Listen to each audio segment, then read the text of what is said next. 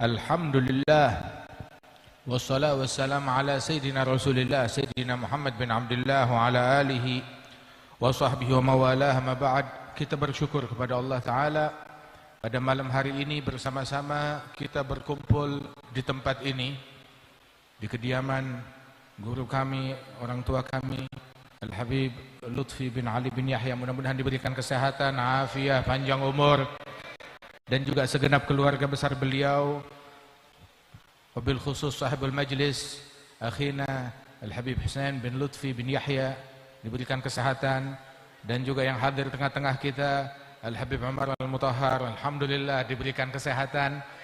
Tahun lalu kita hadir di sini haul Al-Habib Ja'far yang pertama. Saat itu Habib Umar didorong dengan kursi roda. Sekarang sudah sehat, alhamdulillah. Wa insyaallah makin sehat, afiah insyaallah, alhamdulillah. Dan juga alhamdulillah hadir tengah-tengah kita juga Al-Habib Ali Zainal Abidin bin Segaf Ibn Al-Imam Al-Arif Billah Al-Qutub Al-Habib Abi Bakar bin Muhammad bin Umar Al-Segaf. Mudah-mudahan diberikan kesehatan. Dan juga para tetamu kita yang datang dari Tarim, dari Hadramaut, Masya Allah Al-Habib Ali bin Hasan Balfaqih, dan juga segenap rombongan beliau. Mudah-mudahan Allah Ta'ala tidak bangkitkan kita dari majlis ini melainkan dosa kita diampuni oleh Allah Ta'ala, hajat kita dikabulkan oleh Allah Ta'ala dengan berkat awliya wassalihin, dengan berkat Al-Habib Ja'far insyaallah Al-Kaf. Allah Ta'ala angkat derajat beliau insyaallah, dan Allah Ta'ala berikan berkah kepada kita sekalian.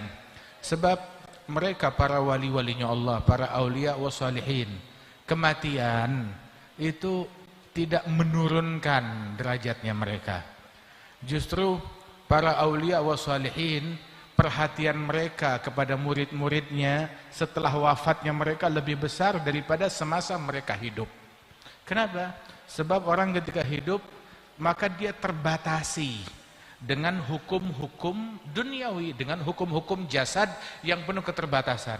Tetapi ketika ruh keluar dari jasad, terlepas semua ikatan duniawi, maka perhatiannya kepada orang-orang yang terhubung, terkoneksi dengannya lebih besar daripada tatkala mereka masih di dunia ini. Alhamdulillah, nikmat dari Allah Ta'ala. Dan mereka, orang-orang yang dimuliakan oleh Allah Subhanahu Wa Ta'ala, Allah Ta'ala menyembunyikan sirnya pada wali-walinya. Sebagaimana dikatakan oleh para ulama, innallaha akhfa thalath fi thalath. Allah menyembunyikan 3 perkara dalam 3 perkara. Allah menyembunyikan ridhanya di dalam ketaatan. Fala tahqiranna minal ma'ruf syai'an. Karena itu jangan meremehkan ketaatan sekecil apapun juga. Kadang ketaatan yang kecil menjadi penyebab anugerah besar dari Allah Subhanahu wa taala. Dan Allah menyembunyikan murkanya dalam kemaksiatan. Jangan meremehkan kemaksiatan. Gara-gara kemaksiatan orang bisa terjerumus dalam su'il khatimah. Waliyadzubillah. Dan Allah menyembunyikan sirnya, rahasianya pada diri kekasihnya, para wali-walinya, pada hambanya. Maka jangan meremehkan siapapun hamba Allah Subhanahu wa ta'ala. Wa kam khafifin nasi min miskini gadim tala min safwatil yagini wahana bainan nas dhu timraini wa huwa ladal haqqi azimun ali. Fa inna fayda fadlihi fin nasi jalla 'anit tagyidi wal qiyasi turuguhu bi'adadil anfasi wajuduhu jarin bikulli hali falaysa yakhtassu bidhi ansabi wala bi ahli al-jiddi wal aksabi bal faydu fadlin mun'im wahabi fihi an-nisa yagsumna karijali. Ini datuknya Al-Habib Ali Balfaqih Al-Habib Al-Imam Allamatud Dunya, muridnya Imam Al-Haddad, Al-Imam Allamatud Dunya Al-Habib Abdurrahman bin Abdullah Balfaqih. Dalam rasyafatnya itu beliau menyebutkan betapa di antara hamba-hamba Allah yang menyembunyikan dirinya di kalangan manusia. Orang enggak tahu dia, akan tetapi di mata Allah dia manusia yang agung, manusia yang hebat. Dan ini diisyaratkan oleh Rasul sallallahu alaihi wasallam, rubba ash'ath aghbar madfu' bil abwab law aqsama 'ala Allah la abarah. Barangkali terkadang ada orang yang kelihatannya penampilannya enggak ada penampilan wali. Artinya dari kostumnya enggak ada penampilan kostum para wali-wali, penampilannya biasa. Bahkan cenderung dari penampilannya yang semacam itu biasanya diremehkan. pakaiannya lusuh, kurang rapi, kemudian juga kalau ngetok pintu orang, mau bertamu, orang menghindar, ya ini bangsa nyusahin, dipikirnya begitu. Madfu' bil abwab, ditolak di semua pintu. Tapi orang yang mungkin di mata manusia dia remeh, tetapi di mata Allah Ta'ala seandainya dia berucap, ucapannya kontan dikabulkan oleh Allah Subhanahu wa Ta'ala. Subhanallah. Apalagi mereka di antara para kaum salihin yang berciri daripada kesolehan mereka, ketakwaan mereka, istiqamah mereka di jalan Allah Jalla Jalaluhu wa Ta'ala azamatuh. Dan para wali-walinya Allah. Ini kita sekarang hidup, ini sekarang kita tahun baru. Tahun berapa sekarang? 2023. Masya Allah, ini hari pertamanya nih. Ini hari pertama kita. Tanggal 1 Januari 2023. Di abad semacam ini masih ada wali-wali. Apakah masih ada para awliya wa salihin? Dikatakan bahwasanya Imam Allamatud Dunya, beliau bilang, yaqulu qaumun an hudahum dhallu qad adimu fi asrina wa gallu faqul lahum kalla walakin jallu an antarahum a'yunul juhali. Sebagian orang bilang para wali-wali di zaman kita udah nggak ada, sudah punah. Kalaupun ada sedikit sekali nggak ketahuan orang. Katakan kepada mereka, nggak punah. Mereka ada, tetapi mata kelelawar nggak bisa ngelihat matahari. Untuk melihat para wali-wali, nggak semua orang bisa melihat mereka. Harus dibutuhkan kacamata khusus. Kacamatanya nggak dijual di toko. Kacamatanya itu didapat talagi dari para masyayikh ala aidi rijal yang mengajarkan dan mencontohkan kepada kita, namanya kacamata husnudzon. Sangka baik kepada orang. Kalau kita sangka baik, kita bakal temukan para aulia wa salihin. Sampai beliau bilang, wa kam bi husnudzanni min imdadi gadnalaha man kana dzu rasyadi fi khamilin imam haqqin hadi yarawnahu nasu minal juhali. Betapa dengan sangka baik anugerah Allah Ta'ala tercurah sesuai dengan volume sangka baiknya. Yang sangka baiknya besar, anugerahnya besar. Yang sangka baiknya kecil, ya kecil. Makanya ulama bilang al-madad ala qadar mashhad. Anugerahnya Allah ya sesuai dari mashhadnya kita, dari prasangkanya kita. Dan kita sangka baik kepada orang nggak rugi. Walaupun sangka baik kita keliru. Saya kira wali, nggak taunya. Tapi nggak bakalan rugi. Sangka baik kita kepada orang nggak bakalan rugi, walaupun keliru. Dan sangka buruk kita kepada orang tidak bakal menguntungkan, walaupun tepat prasangkanya. Dan sangka buruk bisa menyebabkan seseorang su'il khatimah, waliyadzubillah min dzalik. Makanya disebutkan dalam hadis, khaslatan laisa fawqahuma syai'un minal khair, husnudzan billah, husnudzan bi ibadillah. Ada dua hal, nggak ada yang lebih mulia dari dua perkara ini. Sangka baik kepada Allah, sangka baik kepada hamba-hamba Allah. Termasuk bentuk sangka baik kepada Allah dengan kita berprasangka baik kepada hamba Allah. Dan termasuk bentuk prasangka buruk kepada Allah dengan kita berprasangka buruk kepada hamba-hamba Allah. Ahsinidzan bil muslimin wa in kana nagi. Sangka baik kepada muslimin walaupun orang yang kita sangka baik kosong dari kebaikan, nggak ada ruginya. Sampai dikatakan oleh beberapa ulama, seandainya saya berjalan dengan seorang berzina yang di depan mata saya jalan sama dia, depan mata saya, dari sejak dia berzina, nggak lepas dari pandangan saya. Terus tahu-tahu kita jalan, terhalang sebuah batu besar atau sebuah pohon besar. Dia ngambil yang sisi kanan, saya ngambil yang sisi kiri. Ketika terselip dengan batu atau dengan pohon tersebut, jumpa lagi di ujung, batu cuma 1 meter, pohon nggak lebih dari 1 meter. Jumpa lagi di ujung, maka niscaya saya akan beranggapan orang itu seorang wali besar di mata Allah Ta'ala. Loh kok bisa? Mungkin dalam sesaat dia taubat kepada Allah dan mencapai derajat tinggi di sisi Allah Subhanahu wa Ta'ala. Dan nggak ada ruginya kita sangka baik, apalagi di zaman yang semacam ini. Itu disebutkan bahwasanya Hadramaut negerinya para wali-wali, negerinya aulia wassalihin. Dan alhamdulillah bumi kita, bumi Indonesia pun juga dipenuhi dengan para wali-wali, negerinya para wali-wali di sini juga. Subhanallah. Nah, itu di Hadramaut itu ada beberapa tempat, beberapa kota, itu tiap hari gerbang kotanya itu dilewati nggak kurang dari 40 wali di situ. Padahal kampung yang kecil. Sampai beberapa orang di wilayah-wilayah tersebut di Hadramaut, di Tarim, dia penasaran. Negeri ini kayak ini semuanya aulia wassalihin. Dia penasaran. Dia duduk depan pintu rumahnya di tangga sambil ngadep ke jalan dengan firasatnya, kira-kira yang potongan wali ada berapa orang, sambil pegang tasbih. Dia hitung, ini penampilannya penampilan wali, 1. Lihat lagi, oh ini penampilan wali, 2. Hingga tanpa dia sadari itu udah berkali-kali muter, dan hampir setiap orang yang lewat tuh dia hitung.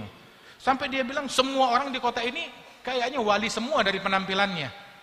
Sampai dia lihat kayaknya ada 1 orang nih lewat, pakaiannya lusuh, nggak ada penampilan wali.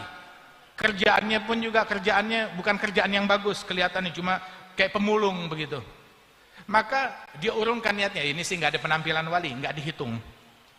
Baru lewat dan nggak dihitung sama nih orang, tahu-tahu tuh orang berhenti, nengok, bilang, ya fulan, kenapa saya nggak dihitung? Masukkan saya dalam hitungan kamu. Dikasyaf oleh orang tersebut. Adzalal auliya wa salihin. Subhanallah. Sangka baik kepada semua orang, dan ketika kita sangka baik, kita nggak bakalan rugi saat sangka baik kepada mereka. Syekhana Al-Habib Umar ada cerita kepada kita sekalian. Ada 1 orang ingin mendekatkan diri kepada Allah Ta'ala, mencari kesempatan, cari guru, cari syekh. Maka dia dengar ada seorang syekh, mursyid, yang menyampaikan orang kepada Allah Ta'ala. Maka dia datang kepada syekh tersebut dengan bawa hartanya udah. Dia mau luangkan hidupnya mengabdi untuk Allah. Ingin sampai, ingin kenal kepada Allah Ta'ala. Datang kepada syekh tersebut, dia ketuk pintu rumah syekh itu. Oh, ini syekh rupanya penipu, palsu. Dia ketuk pintu rumahnya, pas di jam, bukan jamnya majelis, bukan waktunya majelis, waktunya itu syekh nongkrong bersama konco-konconya ini untuk maksiat, minum minuman keras, bikin hal yang haram. Maka dia ketuk di situ. Ini di dalam udah berkumpul beberapa orang dalam kemaksiatan, botol-botol minuman ada di situ. Maka dia bilang sama pembantunya, coba lihat siapa di situ. Diketok pintunya sekali lagi, dia bilang, siapa? Dia bilang, ana fulan. Namanya disebut Abdul Jalil. Dia bilang, Abdul Jalil. Oh, itu Abdul Jalil, Jalil temannya kita. Teman kita nongkrong yang kita tunggu. Dipikirnya begitu, bukain. Dibukain, masuk melihat syekh tersebut, langsung dia bersimpuh, dipegangin tangannya, diciumin kakinya sambil menangis. Ya syekh, sampaikan saya kepada Allah. Dan ajaibnya ini orang, si murid ini yang bersungguh-sungguh saat ketemu guru palsu ini, dia nggak ngelihat ada botol, nggak ngelihat ada tempat maksiat, yang dia lihat cuma gurunya aja. Tadinya ini si guru panik, salah orang, dikira konconya dia panik, nggak taunya begitu ngelihat itu orang betul-betul bersimpuh depan dia, dan tetap husnudzon, dia tenang, alhamdulillah. Dia pikir bakalan kebongkar aibnya dia. Bilang akhirnya, sudah, saya sampaikan kamu kepada Allah, kamu punya uang berapa? Begitu, saya sampaikan kamu kepada Allah, gini, kamu kerja di kebun saya sana. Dipekerjakan, diperbudak di kebunnya. Oh, ini si murid tetap husnudzon, tetap sangka baik. Sampai subhanallah, selama beberapa bulan dia dalam keadaan begitu, di hatinya nggak terlintas pikiran buruk kalau syekhnya ini adalah penipu, gurunya adalah penipu. Hingga akhirnya ketika meninggal salah seorang wali di zaman tersebut, itu para wali-wali, mereka kumpul bersama pemimpin mereka, Al-Qutub. Kemudian bertanya, fulan wali yang menduduki jabatan ini meninggal dunia, min ahli diwan. Maka siapa yang akan kita tempatkan dalam posisinya ini? Maka pemimpinnya ini bilang, Biar Abdul Jalil kita tempatkan di situ, kesian nih orang. Dia sungguh-sungguh mau sampai kepada Allah, dapatnya tukang tipu. Kalau ijlis makano, biar dia duduk di tempat wali tersebut. Siap, semuanya nurut. Maka mereka bertawajuh doa kepada Allah Ta'ala. Wa Abdul Jalil lagi di kebunnya, lagi ngerawat tanamannya si guru palsu itu, guru gadungan. Itu ketika dia di kebunnya, dalam sesaat Allah Ta'ala berikan futuh, dibukakan hingga memandang dunia dengan pandangan yang beda. Kebongkar hijab dari syekhnya tersebut yang ternyata gadungan dan palsu. Tapi karena kesungguhan niatnya, Allah Ta'ala kabulkan apa dia punya hajat untuk sampai kepada Allah. Keesokan harinya dia datang kepada syekhnya begitu. Dia bilang, ya syekh, saya pamit, saya mau pergi. Begitu saya harus pulang, nggak dibongkar daripada aib dan kekurangan syekh tersebut, dan dia melanjutkan perjalanannya menempuh jalan para aulia wassalihin. Husnudzon, orang yang sangka baik nggak bakalan rugi, nggak bakalan menyesal. Pasti anugerah Allah Ta'ala tercurah kepada orang tersebut. Sangka baik kepada orang, sangka baik kepada semuanya. Disebutkan mereka para wali-walinya Allah, para aulia wassalihin. Apa cirinya mereka? Alladzina amanu wa kanu yattaqun. Mereka adalah orang-orang yang beriman dan menjalankan ketakwaan kepada Allah Subhanahu wa taala. Itu cirinya para aulia wa salihin. Teladani takwa mereka. Teladani istiqamah mereka. Teladani di dalam bagaimana peribadatan mereka kepada Allah Subhanahu wa taala. Itu dikatakan oleh Sayyidina Al-Habib Muhsin bin Ali As-Saggaf, ya, para salaf kita itu mereka adalah orang yang menjadi pakar di dalam keilmuan dan menjadi pakar di dalam peribadatan dan menjadi pakar di dalam adab, menggabungkan tiga hal ini. Nah, kamu kalau mau menempuh jalan mereka, manfaatahul kitab fala yafutuhul mihrab wa manfaatahul mihrab fala tafutuhul adab. Yang gagal di dalam kitab, gagal menekuni keilmuan mereka, artinya peringkat keilmuan yang nggak bisa sama seperti mereka, maka jangan gagal di dalam mihrab, dalam beribadat. Ibadatnya juga nggak bisa sama seperti ibadatnya mereka, cuma sedikit. Kalau Imam Ali Zainal Abidin tiap malam 1000 rakaat, Al-Imam As-Saggaf siang 4 kali hatam Quran, malam 4 kali hatam Quran. Nah, kita paling kagak, nggak bisa seperti mereka. Ya walaupun witir 11 rakaat, nggak bisa 11 walaupun 3 rakaat. Duha walaupun 8 rakaat. Begitu. Quran walaupun 3 lembar atau 4 lembar setiap harinya. Ketika kita gagal dalam kitab, jangan gagal dalam mihrab. Dalam mihrab juga gagal, pas-pasan amalan kita dalam mihrab. Jangan gagal dalam adab. Adab seperti adabnya mereka, seperti akhlaknya mereka, seperti husnudzannya mereka, seperti kebersihan hati mereka, sangka baik mereka kepada orang lain yang diajarkan oleh Rasulullah sallallahu alaihi wasallam. Itu disebutkan Al-Imam Abdullah bin Husain bin Tahir wal Imam Tahir bin Husain bin Tahir. Hadzal Habib Tahir bin Husain bin Tahir sahib Maslak al-Gharib. Seorang ulama besar, guru besar, pamannya Al-Habib Abdullah bin Umar bin Yahya dan gurunya beliau. Hadzal Habib Tahir ulama besar dan orang yang paling alim di zamannya. Bahkan adiknya beliau pun juga Al-Habib Abdullah bin Husain tunduk, taat, patuh kepada beliau. Tapi Al-Habib Tahir bin Husain ini punya keistimewaan. Tiap kali dengar ada ulama, dia bersimpu di hadapan ulama tersebut, dia selalu kemana-mana bawa kitab kalau dakwah. Kalau ketemu ulama siapapun, dia buka kitab, bilang, ya Habib, izinkan saya, ya Syekh, saya ngambil ijazah, baca kitab, ngambil berkah, biar saya diaku murid. Baik ulama itu yang lebih tinggi liftingnya dari dia, atau sederajat, atau bahkan yang lebih muda dari dia, selalu datang kepada setiap orang. Dia dengar ada ulama, dia bilang, saya mau ngaji kitab, biar diaku murid, ngambil sanad. Radhiyallahu anhu ardah. Oh, ini akhlak, dan gak bakalan rugi orang yang semacam ini. Al-Imam Ali Zainal Abidin, kemana ada ulama beliau datang begitu, dan beliau pun duduk di hadapan di majlisnya para ulama tersebut untuk menyimak, mendengarkan. Dia bilang ilmu itu harus didatangi. Dimanapun ada majlis ilmu, datang dan hadir. Wahakadha. Nah saudara-saudara sekalian, anugerah Allah Ta'ala demikian luas, nggak bisa dibatasi oleh zaman. Sebab mereka para wali-wali yang zaman dulu udah meninggal dunia, sudah wafat. Tapi ngomong-ngomong, siapa yang ngasih mereka? Siapa yang melantik mereka jadi wali? Allah yang memberikan anugerah. Mereka bukan apa-apa kalau bukan anugerah Allah. Mereka menjadi orang mulia karena Allah memberikan anugerah kepada mereka. Dan mereka telah wafat, tapi sang pemberi anugerah maha hidup dan senantiasa hidup dan senantiasa memberi.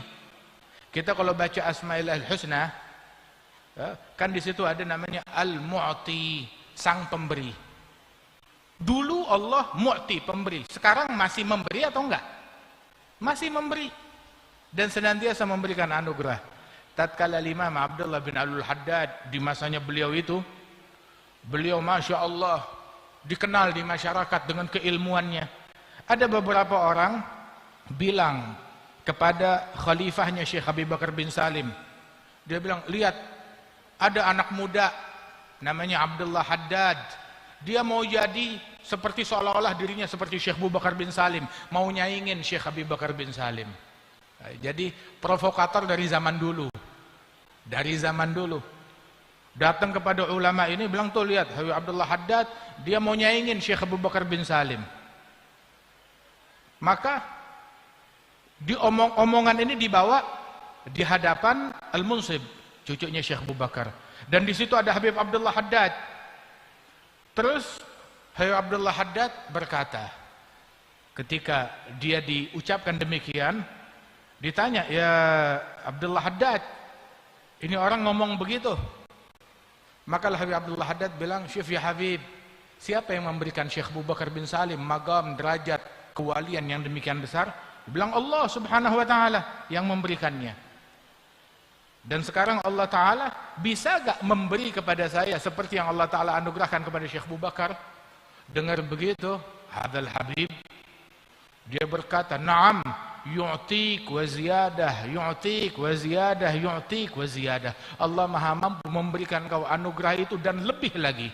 Engkau bisa dapatkan hal yang sama dan lebih daripada Syekh Abi Bakar bin Salim. Wahakadha. Radhiyallahu anhum wa ardahum. Cuma kita jangan putus asa di dalam menempuh jalan mereka. Al-Habib Al-Hasan bin Saleh Al-Bahr Al-Jufri, itu beliau bilang, ketika saya menempuh jalan thariqah yang khusus ini untuk sampai kepada Allah, maka guru-guru di zaman saya, ulama di zaman saya pada bilang, ya Hasan, jalan yang kamu tempuh sudah punah, jangan habiskan waktu kamu untuk menempuh jalan ini, udah nggak bisa lagi, mau jadi wali udah habis zamannya. Adalah Habib Hasan bin Saleh, gurunya Habib Ali Habsyi. Habib Hasan bin Saleh dengar begitu, ini ucapan bukan bikin saya tambah lemes, tapi bikin saya tambah semangat, makin semangat untuk menempuh jalan tersebut, hingga beliau menjadi seorang wali besar, ulama besar, seorang Al-Hasan bin Saleh Al-Bahr, seorang wali yang agung, wali yang besar. Hadzal Habib Hasan bin Saleh, di antara kewalian beliau, istiqamahnya beliau, itu nggak pernah ninggalin tahajud, nggak pernah ninggalin qiyamul lail, nggak pernah ninggalin sholat jamaah. Dirinya sibuk sama ibadat, sibuk sama dakwah, sibuk sama Quran. Dan hobinya beliau, tahu hobinya apa? Sholat. Dia menulis sebuah buku kecil, tipis. Apa namanya? Dikasih nama tuh buku, Risalah Sholatil Muqarrabin. Sholatnya para wali-wali. Diajarkan ketika orang berdiri, mau takbir sholat, apa yang dia bayangkan di benaknya. Ketika berucap Allahu Akbar, apa yang seharusnya dibayangkan di benaknya. Ketika dia membaca surat Fatihah ayat demi ayat, apa yang terlintas di benaknya, diajarkan seperti apa. Itu sholatnya para wali-wali. Itu waktu beliau bersama sahabatnya berziarah kepada satu ulama wali besar di satu kota. Dia bilang, ya Habib, kita mau baca kitab di hadapan kau, kata Habib Hasan bin Saleh kepada wali tersebut. Bilang, silahkan. Ini baca daripada kitab Rosyafat, sahabatnya beliau. Dia bilang ini kitab Rosyafat ini itu tidak ada yang bisa mensyarahkannya kecuali orang yang kewaliannya seperti Imam Ibn Arabi. Nah, Rosyafat yang tadi kita kutip syair-syair beliau punya yang Allamatud Dunia. Kemudian Habib Hasan bin Saleh baca kitabnya beliau yang judulnya Risalah Shalatil Mugharrabin, kitab tipis. Ketika didengarkan, sampai banyak didengarkan, kemudian itu wali berkata, seandainya, dia bilang, saya nggak kenal siapa penulisnya. Seandainya penulisnya masih hidup, patut didatangi, walaupun tempatnya jauh, patut diziarahi untuk ngambil berkah dari dia. Padahal penulisnya yang baca kitab. Sehingga sahabatnya itu mau ngasih tahu, ini dia penulisnya, tapi dicolek, diam, jangan berisik, diam, jangan dibongkar, jangan diberitahu. Ada muridnya wali tersebut berkata, la'alluhu wasif, mungkin penulisnya hanya mensifatkan sifatnya sholat wali-wali, dia belum mencicipi. Maka dia bilang, wahai muridku, kamu nggak tahu apa-apa. Ini orang yang ngucap begini, dia udah mencicipi dan dia tahu rasanya hingga dia bisa mengucap ucapan yang semacam ini. Radhiyallahu anhum wa ardhahum ajma'in. Hadzal Habib Hasan bin Saleh pernah satu kali beliau sakit demam. Ini wali Allah. Itu dibungkus, diselimutin dengan selimut sampai 7 lapis, demamnya masih berasa sampai keluar. Tetapi begitu tengah malam datang waktu tahajudnya dia, maka dia pukul pahanya dia, gum ya nafsisu, bangun wahai nafsuku yang busuk, yang ingin menjegal aku dari tahajud. Mau demam, mau sakit, tahajud jalan terus. Dilempar itu selimut dan dia menggigil badannya. Dia panggil anaknya Abdullah bin Hasan bin Saleh, putra beliau. Bawa sini air wudu. Dibawakan air wudu, dia wudu dan dia sholat. Dia sholat tahajud seperti biasa dan ditutup, biasanya tuh beliau kalau tahajud ditutup tahajudnya dengan 2 rakaat. Dalam 2 rakaat tersebut dia baca rakaat pertama Al-Quran dari awal sampai hatam, dan rakaat terakhir dia baca nggak banyak, cuma surat Qul Huwallahu Ahad Al-Ikhlas, hanya 90.000 kali dia baca. Subhanallah. Begitu udah selesai wiridnya sakit lagi, tapi mau sakit, mau apapun yang beliau derita, enggak mau meninggalkan daripada istiqamah beliau, tahajud beliau. Hal yang paling beliau suka tuh adalah sholat. Pernah sekali beliau itu di tubuhnya ada tumor yang harus dipotong, diamputasi, harus dipotong tumor daging lebih di belakang tubuhnya. Dan dulu nggak ada rumah sakit, nggak ada obat bius untuk melakukan operasi.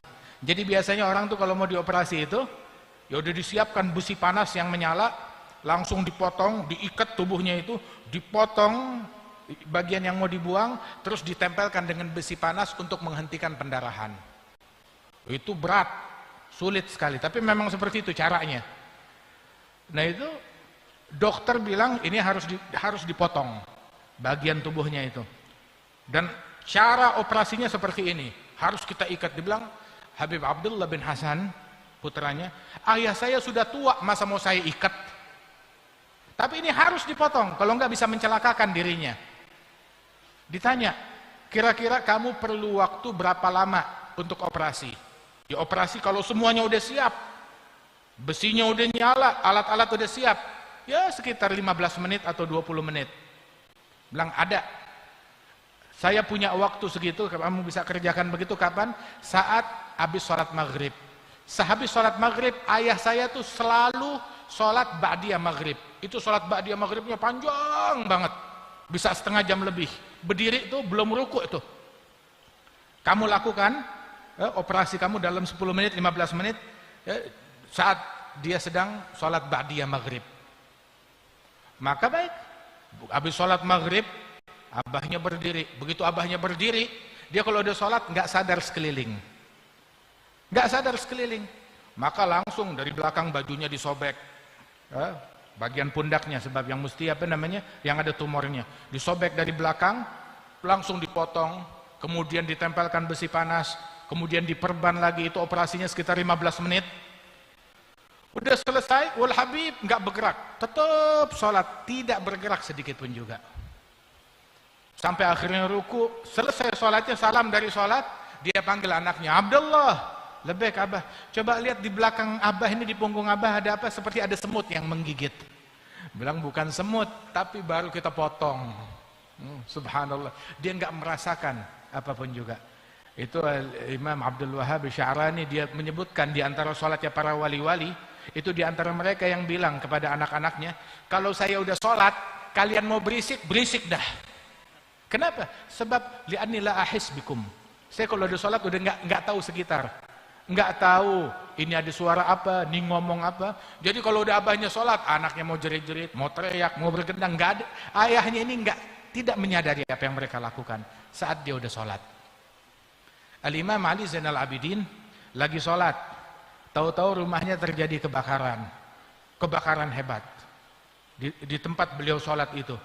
Sampai itu pembantu-pembantunya, teman-temannya, tetangganya itu berupaya memadamkan sambil menyuruh, ya Imam, ya Ibn binti Rasulillah, an-nar, api, harig. Dijeritin agar dia selesai sholatnya, sebab ini api mulai mendekat. Wal imam ada tetap aja dia dalam sholat, dalam ibadatnya. Sholat seperti biasa, sujud kayak biasa, lama sujudnya. Sampai akhirnya api berhasil dipadamkan, wal imam masih tetap sholat. Begitu selesai dari sholat, dia ngelihat ini udah berantakan, ini udah angus, begitu. Tapi api sudah berhasil dipadamkan. Dia tanya, apa yang terjadi? Kenapa ini? Dibilang kebakaran. Waktu kamu sholat terjadi kebakaran, kita teriakin kamu, tapi kamu nggak sadar. Kamu nggak dengar saya manggil. Maka dijawab, saya sibuk dengan kebakaran yang lain, saya sibuk dengan api yang lain, dengan api yang lebih besar, hingga api yang kecil ini nggak kelihatan tuh api duniawi. Pernah sekali beliau lagi sholat di masjid, tahu-tahu tiang masjid yang terbuat dari batu yang solid itu runtuh, jatuh ke bawah. Orang yang di pasar, di luar masjid, orang-orang yang ada di pasar jauh, itu sampai mereka kaget, terkejut. Saking dentumannya demikian keras. Wal imam tetap aja dia sholat di masjid, nggak berasa apa-apa. Ketika selesai sholat, dia nanya, kapan ini rubuhnya? Kapan runtuhnya? Ada satu orang nanya kepada seorang waliullah. Dia tanya, kamu kalau sholat, pernahkah kamu dalam sholatmu terlintas hal lain selain daripada sholat? Maka dia jawab, apakah ada hal lain yang lebih lezat dari sholat hingga harus saya pikirkan di dalam sholat saya? Kalau ada yang lebih lezat dari sholat, ya mungkin bakalan kepikiran. Cuma kamu nanya, ada gak pikiran saya saat lagi sholat kepikiran dengan hal lain? Kalau hal itu lebih lezat dari sholat mungkin. Tapi saya mau tanya, memang ada hal yang lebih lezat dari sholat hingga sampai menghantui saya dalam sholat saya? Kalau buat dia nggak ada, buat kita banyak. Buat kita banyak. Maaf, orang kadang sholat yang dipikirin hal lain. Orang sholat begitu, sholat sampai buru-buru mikirin apa? Mumpung iklan, mumpung lagi istirahat, lagi sholat dia mikirin bola. Subhanallah. Itu mereka itu adalah kesibukan duniawi mereka, tidak menjegal mereka dari hubungannya kepada Allah Jalla Jalaluhu Ta'ala Ta'azamatuh. Nah karenanya itu Syekhana Al-Habib Zain bin Ibrahim bin Sumaid itu beliau bilang, banyak daripada Sadal Alawiyin futuhnya mereka di dalam sholat. Kenapa? Sebagai bentuk warisan dari Rasulullah Shallallahu Alaihi Wasallam yang bersabda, ju'ilat gurratu aini fi shalah. Dijadikan kesukaan saya, hobi saya di dalam sholat, kelezatan di dalam sholat. Nabi kalau udah sholat itu, sahabat bilang, pernah satu fil Bukhari, Nabi lagi sholat, tahu-tahu mendekat sampai dekat ke mihrab. Lagi sholat nih bersama sahabat imamnya, mendekat sampai dekat ke mihrab, hampir-hampir tubuhnya nempel ke dinding mihrab. Tahu-tahu mundur selangkah, mundur lagi selangkah, hampir-hampir tuh bagian belakang tubuhnya nempel dengan soft yang pertama, yang di belakangnya Rasulullah. Terus kembali ke tempat semula. Selesai dari itu semua, Ditanya, ya Rasulullah, tadi kami heran dengan sholat yang kamu lakukan. Engkau maju sampai nempel ke depan, mundur sampai ke belakang, terus kembali ke tempatmu. Apa yang terjadi? Nabi bilang, saat saya sholat, tiba-tiba Allah Ta'ala bukakan hijab saya. Dibukakan hijab seolah-olah saya melihat surga depan mata. Sampai saya mendekat. Itu saya melihat surga dan kenikmatan yang ada di dalamnya. Di antara yang saya lihat itu, ada buah anggur surga. Hampir saya mengambil buah anggur tersebut. Kalau saya ambil, niscaya kalian akan memakannya sampai hari kiamat, nggak bakalan habis. Sebab tiap kali diambil, dia langsung tumbuh lagi. Subhanallah. Kemudian tiba-tiba berubah, channelnya berubah, ditampilkan neraka dengan segala macam azab yang ada di dalamnya. Maka saya mundur, sampai hampir dekat ke shaf yang belakang, yang di belakangnya Nabi Muhammad, hingga akhirnya ditutup lagi pandangan tersebut. Sallallahu alaihi wasallam. Ada satu waliullah, dia bilang, saya kapanpun saya mau ngomong sama Allah, bisa kapanpun juga. Dan kapanpun saya mau mendengar dari Allah, bisa saya lakukan kapanpun juga. Ditanya bagaimana caranya? Kalau saya mau ngomong sama Allah, saya masuk dalam sholat. Sholat adalah munajat hamba kepada majikan. Dan kalau saya mau mendengar dari Allah, saya buka Quran. Quran adalah nasihat Allah kepada hambanya. Subhanallah. Nah, ini storynya mereka. Apa storynya kita? Apa ceritanya kita? Apa kisah kita dengan Al-Quran? Apa kisah kita dengan sholat? Nah, kalau kita subuhnya aja masih tawuran sama nafsu, untuk sholat subuh aja masih berantem sama nafsu kita, masih tarik ulur dengan nafsu kita, bagaimana kita akan menempuh jenjang kewalian yang ada di sisi Allah Subhanahu wa Ta'ala? Itu ada satu orang bilang, nanya kepada gurunya, ya Syekh, apakah orang yang bermaksiat kepada Allah ya, akan bisa mencapai ma'rifah, pengenalan kepada Allah? Maka dijawab oleh guru tersebut, la wala man hamma bil ma'siyah. Jangankan yang maksiat, yang niat, yang tekad mau maksiat aja nggak bakal mencium aroma kewalian.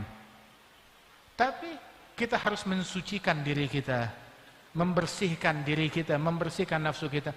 Ada Al-Habib Ali bin Muhammad Al-Habsyi, dia berjalan bersama sahabat beliau Syekh Ahmad Makarim, kemudian berdiskusi. Saat mereka lagi diskusi tentang sair ilallah, perjalanan menuju Allah Ta'ala, tahu-tahu ada beberapa buruh tani, pekerja di ladang. Kebetulan seorang wanita yang bekerja di ladang. Tahu-tahu dia berlari mendekati Habib Ali Habsyi. Syekh, ya Ali Habsyi, ya Ali Habsyi. Habib Ali berhenti, yang lagi diskusi nih. Tahu-tahu dia berhenti, dia nengok ke belakang. Wanita itu bilang, saya cuma mau bilang, ma qata'an nas 'anillah illa nufusuhum. Yang membuat orang terputus, terjegal dari Allah, jangan salahin orang, tapi salahkan nafsu mereka, itulah sendiri yang menjegal mereka untuk sampai kepada Allah Ta'ala. Udah gitu jalan tuh orang. Habib Ali tengok-tengokan, kita lagi bicara hal tersebut. Tahu-tahu ada wanita yang kita kira orang biasa aja, pekerja, buruh tani, nggak taunya kita dikasyaf oleh wanita tersebut yang tidak kita kenal. Langsung dia nyeletuk dalam pembicaraan kita. Wah, kata. Karenanya itu, perbaiki diri kita, taqwa kita, istiqamah kita kepada Allah Subhanahu wa Ta'ala. Insyaallah kita hadir malam hari ini ya di dalam halnya Al-Habib Ja'far Al-Kaf yang kedua, dan juga hari lahir Majelis Jati Sumonegoro yang ke-5 tahun. Mudah-mudahan Allah Ta'ala berikan berkah kepada kita sekalian. Ya, kita keluar dari majelis ini menjadi manusia yang makin baik, makin taqwa, makin istiqamah. Enggak sulit mau menempuh jalan mereka, enggak sulit. Itu Syekh Al-Habib Umar cerita, kalau dulu tuh dibilang oleh Habib Abdul Qadir bin Ahmad, orang tuh kalau mau mencapai, menduduki kursi kewalian, antriannya panjang. Antriannya panjang. Kenapa? Sebab yang melamar banyak. Tapi kalau sekarang, kata Syekh Abdul Qadir bin Ahmad, antriannya kosong. Asal istiqomah sedikit aja, langsung ambil tuh tempat. Ambil tuh tempat. Kenapa? Orang ngelamarnya nggak ke situ, ngelamar ke yang lain, ke hal-hal duniawi. Tapi yang ingin mencari itu semuanya, itu kosong antriannya.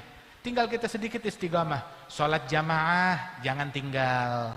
Kemudian juga wirid, zikir, walaupun hal yang simpel seperti wirdul latif, atau ratibul haddad, atau ratibul attas, hal-hal yang semacam ini. Kemudian juga Al-Quran, walaupun 3 lembar, 4 lembar. Kalau bisa 1 juz, 2 juz, alhamdulillah. Salat duha, walaupun 2 rakaat. Witir, walaupun 3 rakaat. Kemudian juga qiyamul lail, walaupun 15 menit sebelum subuh. Prioritaskan itu semuanya. Maka niscaya kita akan menjadi hamba prioritas di sisi Allah Subhanahu wa taala. Ya Rabb, mudah-mudahan berkat aulia wa salihin, Allah taala dekatkan kita kepada mereka. Allah taala kumpulkan kita bersama mereka, dan Allah taala anugerahkan kepada kita cinta kepada mereka. Beruntung orang yang cinta kepada para aulia wa salihin, dan lebih beruntung lagi orang-orang yang dicintai oleh para wali-walinya Allah, yang punya tempat di hatinya mereka, para wali-wali, para aulia wa salihin. Mudah-mudahan Allah taala berikan manfaat kepada kita dengan berkat mereka, dan guru-guru kita bil khusus Al Habib Lutfi diberikan kesehatan, afiat dan keberkahan. Amin ya rabbal alamin. Rabbi fanfa'na bi barakatihim wahdinal husna bi hurmatihim وأمتنا في طريقتهم ومعافاة من الفتن. اللهم اجعل جمعنا هذا جمعا مرحوما، تفرقنا من بعده تفرقا معصوما، ولا تجعل فينا ولا منا ولا معنا شقيا ولا محروما. وصلى الله على سيدنا محمد النبي الأمي وعلى آله وصحبه وسلم، وآخر دعوانا أن الحمد لله رب العالمين. السلام عليكم ورحمة الله وبركاته.